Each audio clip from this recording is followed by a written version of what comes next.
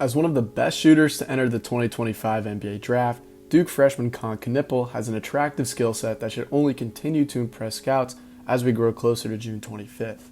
With perimeter shooting being one of the most coveted proficiencies for any prospect entering the league, Knueppel will almost certainly be someone that any team can hope to draft, regardless of where they are in a potential rebuild.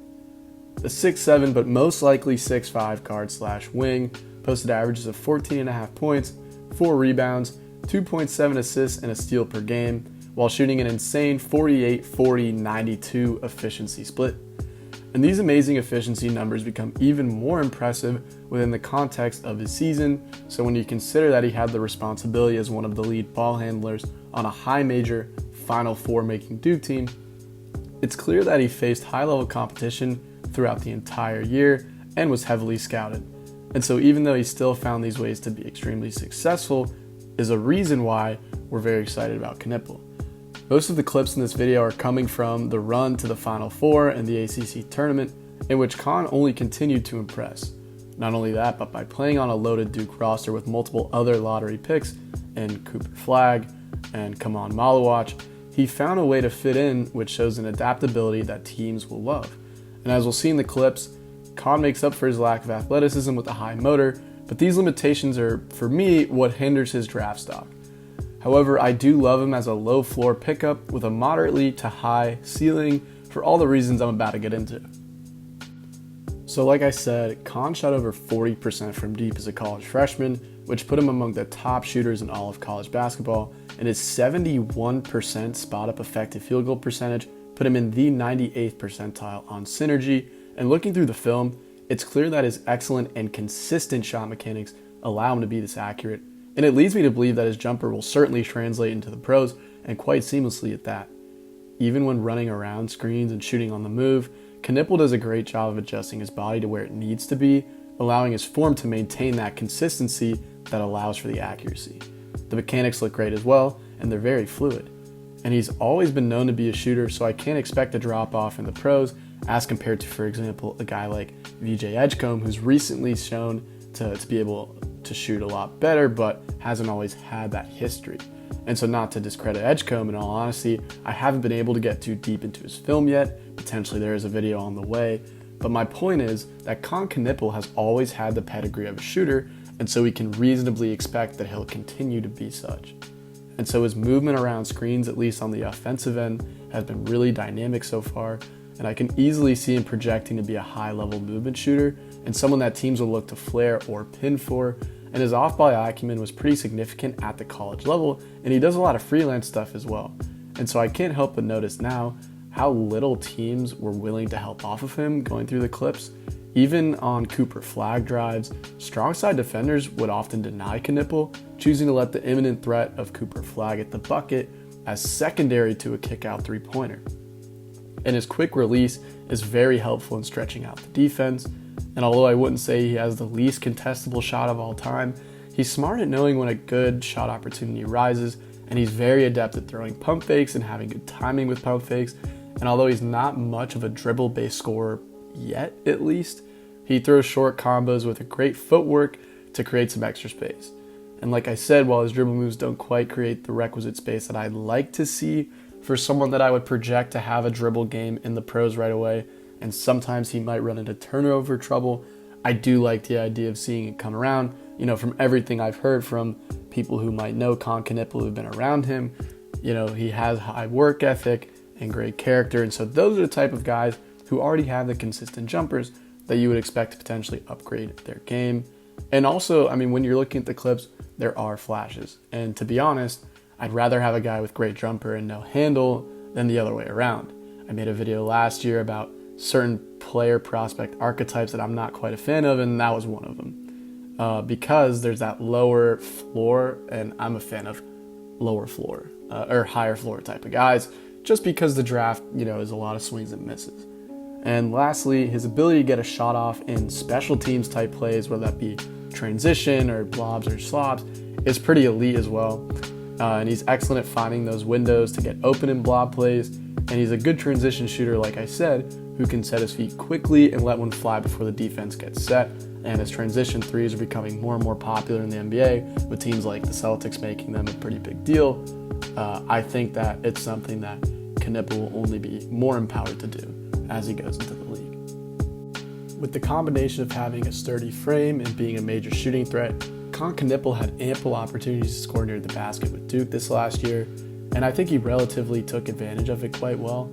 As a driver, I was interested to see that there was a major discrepancy in efficiency depending on what side of the court he was heading towards. He shot 75% driving right and 50% driving left. And although these are both impressive numbers, and the relatively small sample size doesn't account for potential variance, I'm interested to see if this trend continues in the pros.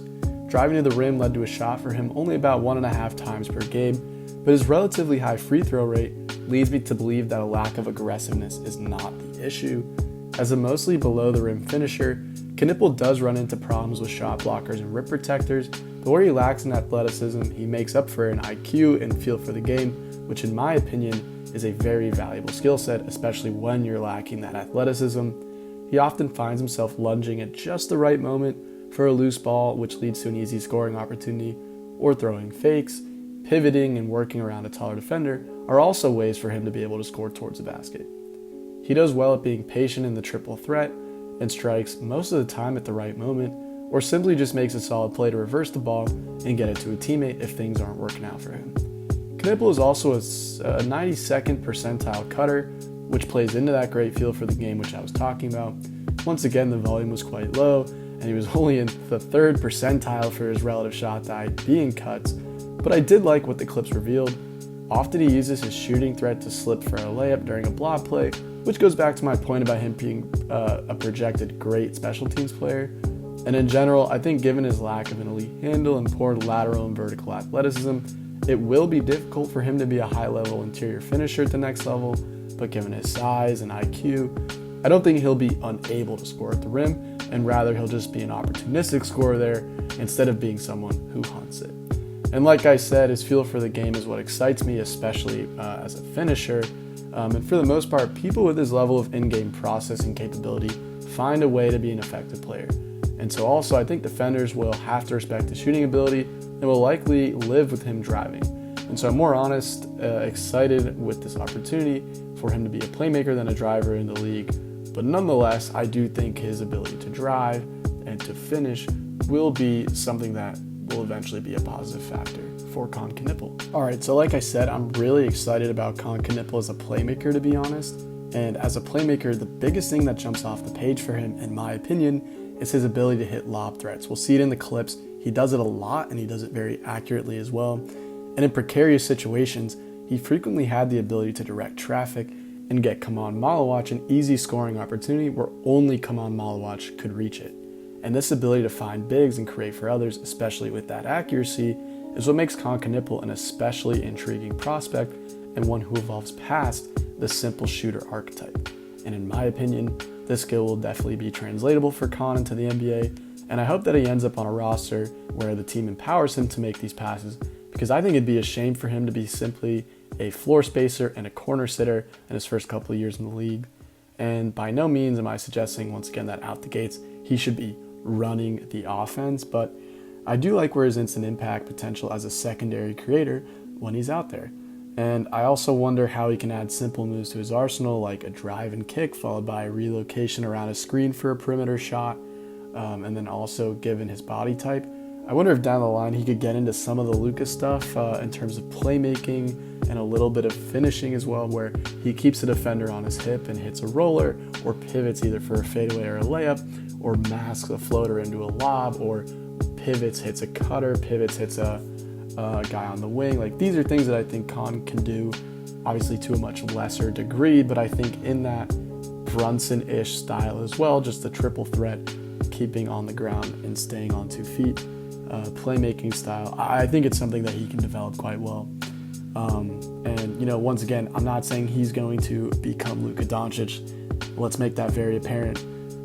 You know, Luka coming into the league was a much better ball handler, shot maker, and had better size than Knueppel. So, you know, he's not going to be Luka Doncic or even an MVP candidate by any stretch of the imagination. But his handle and fluidity of movement I do like, even though, like I said, it's nowhere near the Luka level, but I can see a progression into some of the similar patterns that Luka was getting into. And overall, I'm excited to see how this aspect of Kon Knueppel's game translates, because he keeps turnovers relatively low, and the playmaking is certainly there. They empowered him all year with Duke. And this type of thing makes him an unconventional prospect. I saw him being compared to Luke Kennard in the draft on some mocks, and I don't like that because, we're seeing things like these playmaking chops that are making Kon Knueppel a lot more multi-dimensional, and that's what a lot of scouts who maybe are going to pick him earlier in the lottery, if he goes into that 4-3 to maybe 7-ish range, they're going to be looking for things like that. And if teams think he's only going to be that shooter, he'll probably go later. So it kind of depends on how the lottery shakes out. But in my opinion, I do see the upside here, and it's why I'm higher on Kon Knueppel than a lot of the people online. Okay, so defensively, giving my concerns about his physical tools, I feel like I generally should be more concerned about his ability to be an at least average defender in the league, but Synergy has him in the 80th percentile for defensive efficiency, and although Synergy can be known to incorrectly tag clips from time to time, it does seem that he has a few good things going for him. Once again, his IQ and his sturdiness help him stay in front of defenders and hold positioning, and not only that, but as we've seen already, he is an absolute rebound chaser who has a knack for finding the ball, which is obviously beneficial for a guy who might be considered a weak link in a defense, because defensive rebounding is absolutely a skill, especially when you're not 6'10". And my major concern for him is his ability to work around screens on a defensive end, and it appears to be quite dire in my opinion, as we'll see, these clips are pretty bad. And he was in the 16th percentile for defending off a screen, and the clips show a major inability to navigate around picks, and he gets caught up quite easily, and he does not recover well at all. And a lot of teams ended up recognizing this, and no team better understood this weakness than Auburn. When they beat Duke back in December, part of their winning formula was how much can they put Kon Knueppel into various screening actions, and I would expect NBA teams to make this a problem and make it an even more pronounced problem for him as he enters the league. And while his screen navigation is certainly an issue, and is an issue for a lot of prospects, mainly bigs in my opinion, my main concern with Kon is his inability to recover. He often lets the opposing team create these mini power plays, and it kind of leaves him out of the play. And so I'm worried that I'll get targeted in the league. And for someone who, on the offensive end, seems like someone who is such a high-level screen navigator, when we looked at the jumper clips, he kept getting people caught into screens. And, in college, it's a lot easier to do that on both ends. But I think defensively, this could be his downfall, and it lowers his floor projection for sure. And on the positive side, though, he does absorb contact quite well, and was tagged as holding opponents to an incredible 24% from the field when defending the drive. But I did go into that film, and he wasn't always the primary defender in those clips. But nonetheless, I was impressed with his ability to stay strong defending the drive. But overall, I think he can project to be, at best, maybe a slightly above average defender. Definitely a good team defender, but I think it will be tough for him to make a statement in the league on the defensive end. And I think the most likely outcome is that he's somewhat of a liability. He'll have to be a great team defender at the next level, which, like I said, I think is possible to mask some of these individual issues. And, I'm relatively confident he can become at least an average defender, hopefully, but I think this is his biggest worry.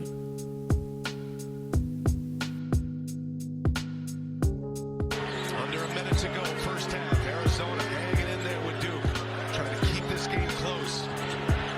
Caleb Love for three, got it. If you can get them there, because they don't play many. Oh, it's not their fault that the conference was down. They had to go handle their business, but they've grown so much over the years. Good contest, but better. They are right there on the catch. Right, the handles, the floater, no. And the rebound, knock around and control. Cordelia saves it for Lipscomb. They got to get touches for them inside somehow. They got good post moves. Tough shots, the spin, it's off. A switch on keys. It's now Gillis.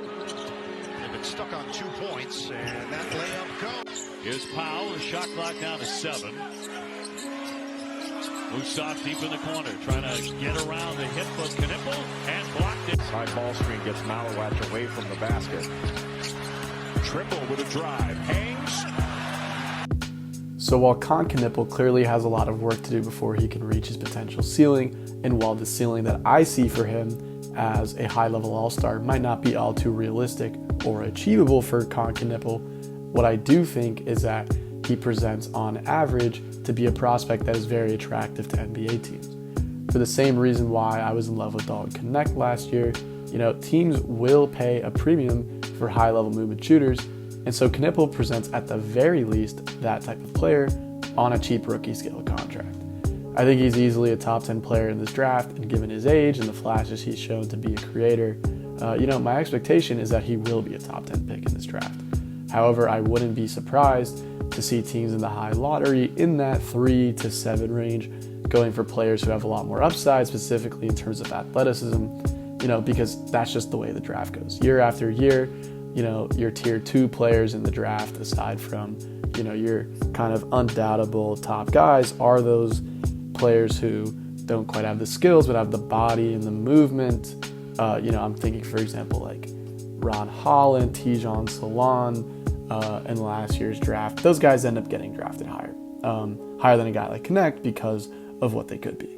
But I do think teams will certainly love to have him, even though he's not that swing for the fences. And depending how the lottery shakes out, like I said, I can see him going anywhere from 4 or 5 up until 11. But I do think at some point he will get drafted, and I doubt he's going to fall like Dalton Knecht fell. Overall, he's definitely a prospect that I'll have high on my personal big board for the safety that it projects, because that's just personally what I value, because I think he'll at least be a valuable role player, similar to Knecht, although I have Knueppel much higher than Knecht in general as a prospect because, like I said, the age, the playmaking, things like that. And, his upside in certain categories will also have me wondering where exactly I'll end up having him. I have a lot more deep dives to do. It's only May, the draft lottery hasn't quite happened yet. The combine hasn't happened yet. There's a lot to happen before I finish my big board. Maybe there'll be a video, we'll see. But in general, I think he'll be a great pick for whoever drafts him, because I could think he fits in for any NBA team, right? And just thinking about teams in the lottery who might fall into that range, I could see him fitting in well with Dallas, Charlotte, San Antonio, and Philly as well. So that's Kon Knueppel. Let me know in the comments if you agree with what I have to say or if you disagree. I love engaging in discourse with people who see the videos, so let me know. Thank you guys once again, and hopefully I'll see you soon with the next draft profile.